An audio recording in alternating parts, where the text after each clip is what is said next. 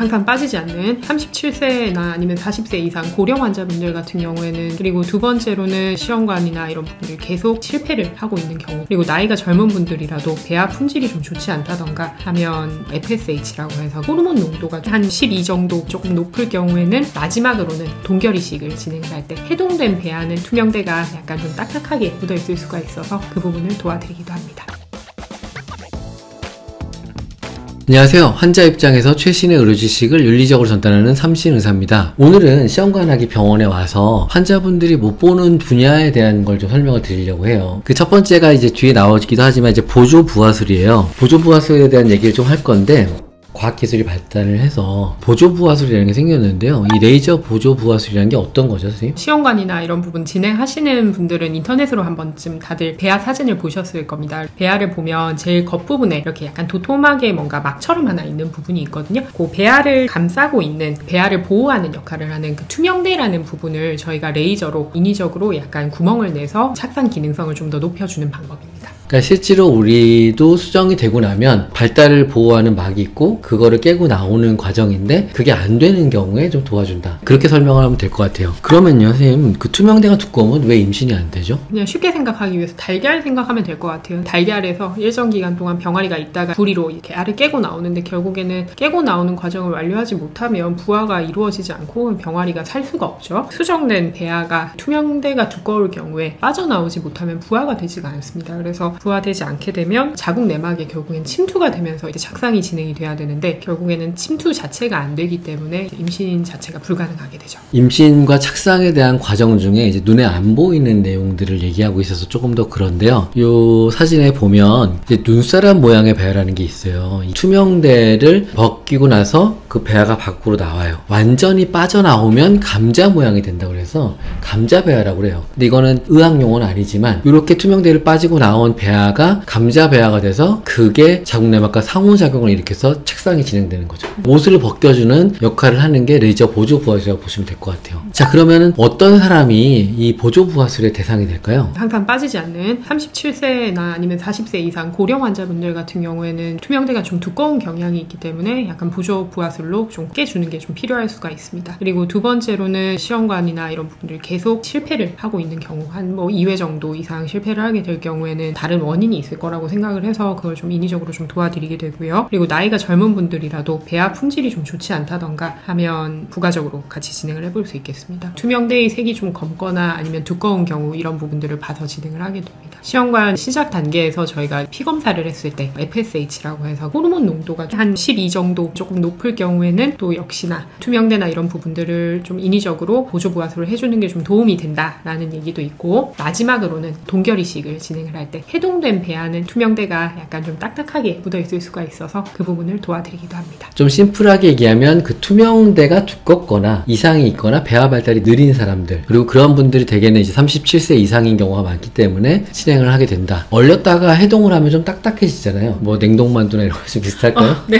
네, 그런 개념으로 바라보시면 레이저 보조 부하술이 필요하다는 얘기고요. 이 뒤에 보이는 사진이 실제로 이제 저희 병원에서 했던 거예요. 그래서 보시면 그 투명대가 두껍습니다. 이런 분들은 이제 레이저로 포인트를 딱 프로그램을 찍어요. 그럼 다다다다닥 몇 시부터 몇 시 딱 찍으면 한 번에 쭉 하는데, 완전히 막이 두꺼우면 그걸 다 하는 게 아니라요, 아주 얇게 벗겨지게, 보조 부하술이니까 이제 부하를 시키는 게 아니라 도와주는 거예요. 딱 나중에 부하가 잘 되도록, 그런 개념으로 보시면 될 것 같아요. 이 두 번째 사진도 역시 이제 저희 병원에서 본 건데, 이 막이 일정한 게 아니라 이렇게 여기 보시다시피 레이저로 빨갛게 찍어놨는데 그쪽 부분만 이렇게 두꺼운 분들이 계세요. 근데 배아가 너무 한쪽이 너무 두꺼우면 못 뚫고 나오거든요. 그래서 그거를 얇게 하는 레이저 보조 부하술을 한 사진이라고 보시면 될 것 같아요. 편광현미경 얘기를 잠깐 할 건데요. 이 편광현미경, 네, 어떤 내용일까요, 선생님?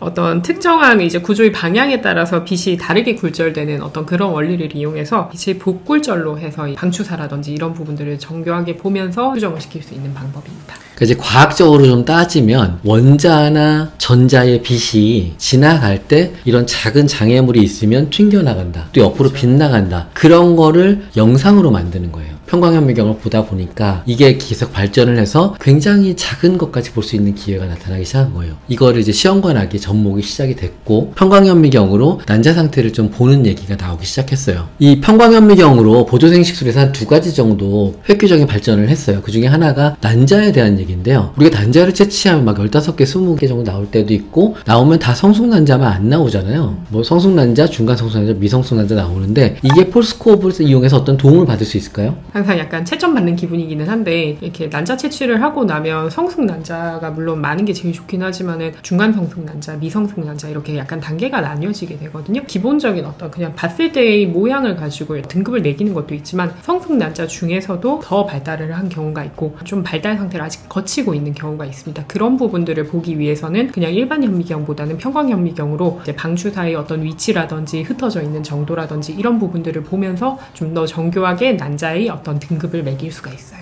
사진을 보고 맨 왼쪽이 미성숙 쪽으로 가까운 거고 맨 오른쪽 메타파이스 2라고 보이는 이 분야가 조금 더 성숙으로 볼 수가 있는 거죠. 난소에서 난자를 키우면 모두가 똑같이 자라지 않잖아요. 과일도 같은 날 아주 맛있는 사과가 떨어지지 않아요. 그러니까 그런 배경으로 보면 될 것 같아요. 시험관 아기를 해도 똑같은 단계의 난자가 나오지 않는다. 배란 유도제를 먹어도 같은 날 터지지 않는다. 이런 개념으로 봤을 때 이제는 어떤 단계냐면 그 난자를 꺼내서 밖에서도 키워서 본다. 그래서 그렇게 보고 하면 조금 더 기다렸다 수정을 하니까 예를 들어 맛있는 요리를 하는데 아직 덜 익은 풋사과를 넣을 수는 없잖아요. 그 풋사과와 잘 익은 사과를 감별하는 기준이 될 수 있다. 그래서 저희가 최근에 이걸 도입하기도 했는데 확실히 같은 주기에서 같은 분이 했을 때 미세성 수정의 성숙률이나 이런 게 좀 차이가 나긴 하더라고요. 평광현미경에 아까 말씀드린 난자의 상태를 본다. 그럼 두 번째로 장점은 또 뭐가 있을까요? 정자를 찔러서 넣는 익시라는 것을 행할 때 세포의 약간 분열이나 이런 부분들을 최대한 파괴하지 않는 선에서 좀 진행을 할 수가 있습니다. 사진을 보시면 여기 밝은 사진은 일반 현미경으로 봤을 때의 사진이고 오른쪽 사진은 평광현미경으로 봤을 때의 사진인데 방추사나 위치나 이런 것들이 훨씬 더 잘 보이니까 방추사라는 부분은 극체의 보통 근처로 모여있는 경우가 많은데 또 드물게 떨어져서 있거나 이런 경우들이 있죠. 그런 경우에는 좀 그 위치를 보면서 적절히 다른 위치로 조금 수정을 진행을 시켜주는 게 좋으니까 이런 부분에서 장점이 있겠습니다. 그렇죠. 옛날에는 모르고 그냥 멀쩡해 보여서 찔렀는데 이제 봤더니 거기가 방추사자를 했어요. 그러면 그 수정은 사실 망한 거죠. 그 다음 사진을 보면 요게 이제 저희가 하는 평광현미경으로 민트 색깔로 보이는 부분이 방추사예요. 의외로 저희가 보다 보면 수정 난자에 성숙 난자랑 방추사가 일자형이 아닌 경우가 꽤 많이 있습니다. 이게 딱 그 사진이죠. 방추사를 피해서 딱 파이펫으로 잡고 미세 수정을 하는 경우. 그런 도움이 좀 더 된다. 어떻게 보면은 과일을 봤을 때 밖에서 평가를 해서 뭔가 할 수 있다. 그런 내용인 것 같아요. 저는 이제 요즘에 문학, 외국의 그런 어떤 고전 문학들을 좀 보는데요. 예전에는 그게 왜 상을 받았는지도 몰랐어요. 근데 요즘에 보면은, 아, 이게 내 분야에서도 예술적으로 다가오는구나. 이런 느낌이 들 때가 있거든요. 데미안 얘기를 잠깐 하려고 하는 거예요.